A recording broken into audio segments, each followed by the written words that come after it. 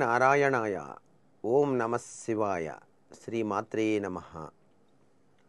కుంకుమ బొట్టు ధరించటం మానవ జీవితంలో సర్వవిధ శ్రేయోదాయకమైన ప్రభావాన్ని ప్రసాదిస్తుంది. పురుషులు స్త్రీలు కూడాను కుంకుమ ధారణ చేసినట్లయితే స్త్రీలకు సౌభాగ్యం, పురుషులకు నరఘోష నివారణ అవుతుంది అని శాస్త్రం. అయితే ఈ కుంకుమను ధరించేటువంటి విధి విధానం మనకు చాలా ముఖ్యంగా చెప్పారు శాస్త్రాలలో.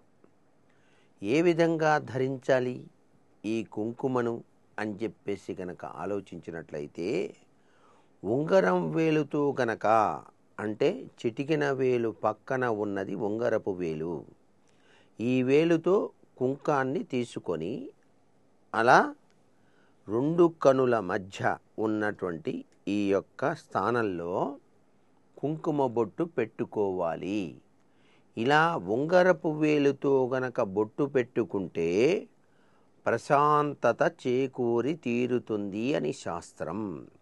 అలాగే శాంతి కూడా వచ్చి తీరుతుంది. అలాగే మధ్య వేలు ఉంది. ఈ యొక్క మధ్య వేలుతో గనక కుంకాన్ని అలా గనక ధారణ చేసినట్లయితే ఆయుష్ వృద్ధి అవుతుంది అని చెప్పేసి మనకు శాస్త్రాలలో చెప్పిన నిగూఢ రహస్యం. ఆయుష్ను వృద్ధి చేసే శక్తి ఈ యొక్క మధ్య వేలితో కుంకుమ పెట్టుకుంటే లభ్యపడుతుంది అనే విషయాన్ని ఇక్కడ బాగా గుర్తుపెట్టుకోవాలి. బొటని వేలుతో ఎప్పుడూ కూడాను మీ అంతటా మీరు పెట్టుకోకూడదు. ఎదుటి వారికి బొటన వేలితో కుంకుమ పెట్టవచ్చు సుమా అనే విషయాన్ని ఇక్కడ బాగా గుర్తుపెట్టుకోవాలి ప్రతి ఒక్కరూ కూడా.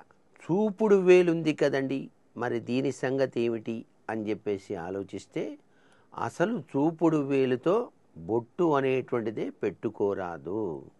ఈ రెండు వేళ్ళు కలిపి, ఈ బొటన వేలు చూపుడు వేలు కలిపి మనం రోజు కూడా పూజ చేసిన తర్వాత మరుసటి రోజు నిర్మాల్యం తీస్తాను చూసారా, ఆ నిర్మాల్యం తీసేటప్పుడు మాత్రమే ఈ రెండు వేళ్ళు ఉపయోగించాలి. ఇంత గొప్ప విశేషం ఉందన్నమాట.